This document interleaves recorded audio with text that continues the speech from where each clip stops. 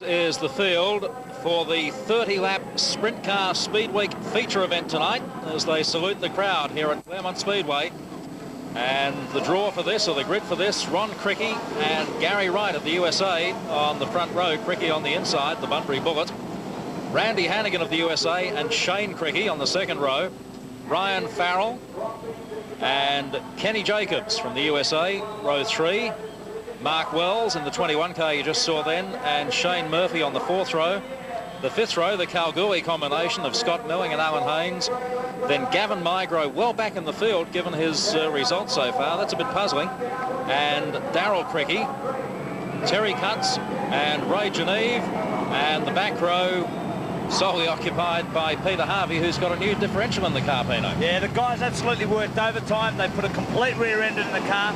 On the workshop floor, you're probably looking at about an hour and a half's work. They've done it in something like about 35 minutes, and that's an absolute credit to Greg Migro, Peter Harvey and the crew. Look on the outside for Gary Wright. It's 30 laps, 15 cars. Ron Krikke, we suspect, will get the start, but gee, Gary Wright, Randy Hannagan, Kenny Jacobs is there.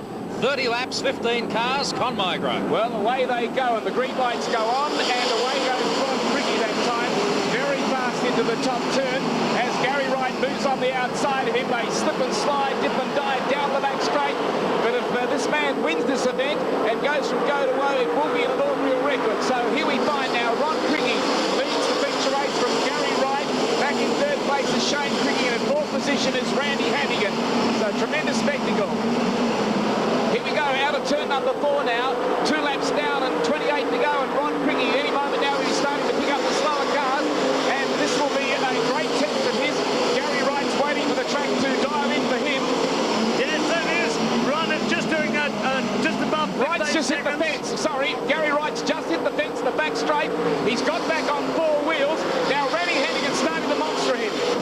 Well, here we find the reason for the restart. You've got Terry Cutts just getting on the back wheels, causing Ray Geneve and Gavin Migro to throw the cars to miss to Cutts, but Cutts moves away, and Geneve and Migro are the victims.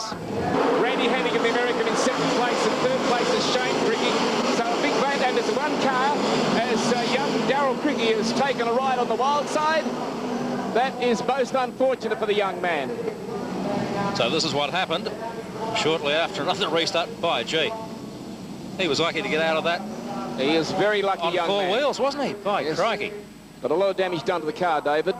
Well, out of the 15 cars that started, only 9 are finished now, so it's been a pretty wild race with only 2 laps completed. But Ron Krikke leads into the first straight, and then back to Randy Hannagan in second place, then in third place, and going well as young Shane Krikke, but Mark Wells has grabbed up in the 4th place.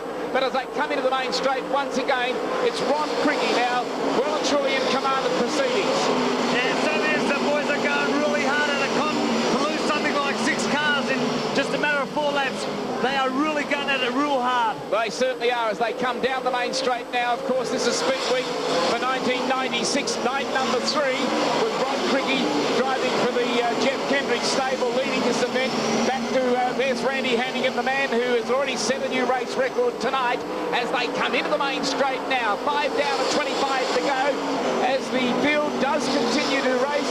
Ron Krikke setting a blistering pace in the race lead, and it would only be something pretty unfortunate for him not to go ahead and win this race. Now we find our race leader still Ron Krikke with 22 laps left to go.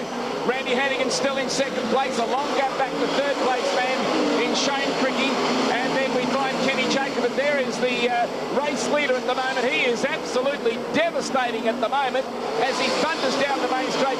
He is an awesome competitor, Pino, when he's on flight. Yeah, but have a look at Randy. He's just working him over.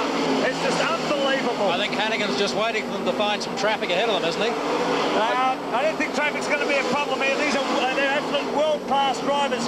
The Americans, Ron Krikke's been around for a long time. He knows where to drive. He knows where to put the car. He certainly does. So this has been a place of a lot of his very spectacular wins for Ron Krikke, but he comes up behind Peter Harvey, so this is going to be interesting. Peter Harvey had to change a differential in the yellow car, as you'll see it coming to sight now as they go off the end of the back straight. So Harvey does the right thing. He moves up. He has obeyed the passing flag, and that's tremendous to see on the part of Harvey. As Ron Krikke now, car number 99, 18 laps left to go, and I think it's all over bar the shouting. Yeah, that seems like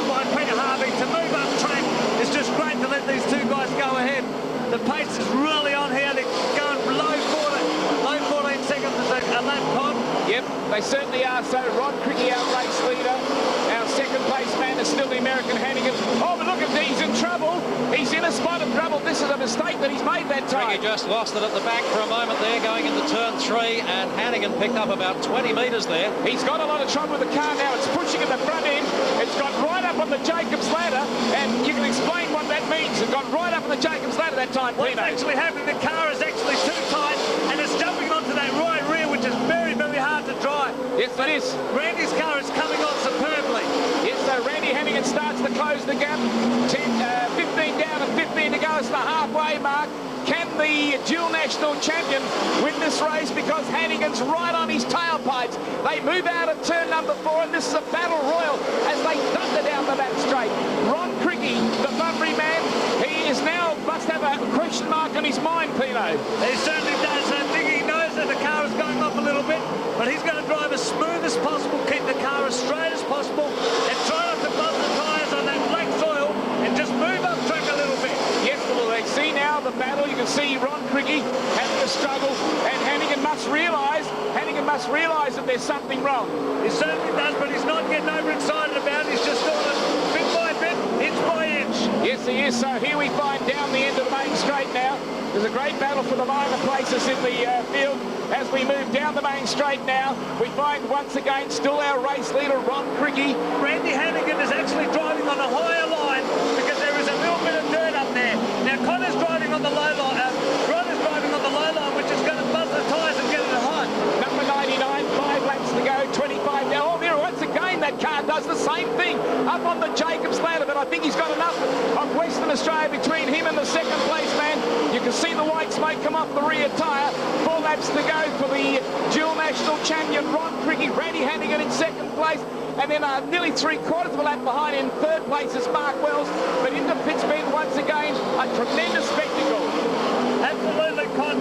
Just have a look at Ron now. He's just moved up on that high line. He's starting to get some drive off that dirt. Yes, he knows what's happening now, and I suppose that he's not going to surrender this without a fight.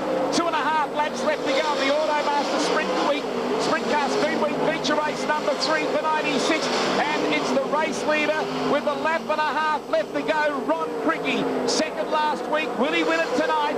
But Randy Hannagan in second place, a half a lap behind. In third place is Mark Wells, but one lonely lap to go now as Ron Krikke now thunders out of turn number 2 down the back straight at Claremont Speedway. The time clock will tell the story of speed, and out of turn number 4 for the last time. Hannagan stopped as the race goes to number 99, Ron Krikke. Randy Hannigan's blown the right rear tyre, and across the line in second place, limped across.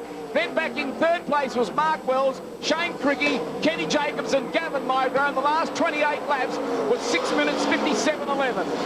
Well, a well-deserved win to Ron Krikke. Our thanks must go to our friends at Channel 7 in Perth for the footage. And that wraps up today's show. On behalf of the Speedweek team, we thank you for your company and we look forward to championships.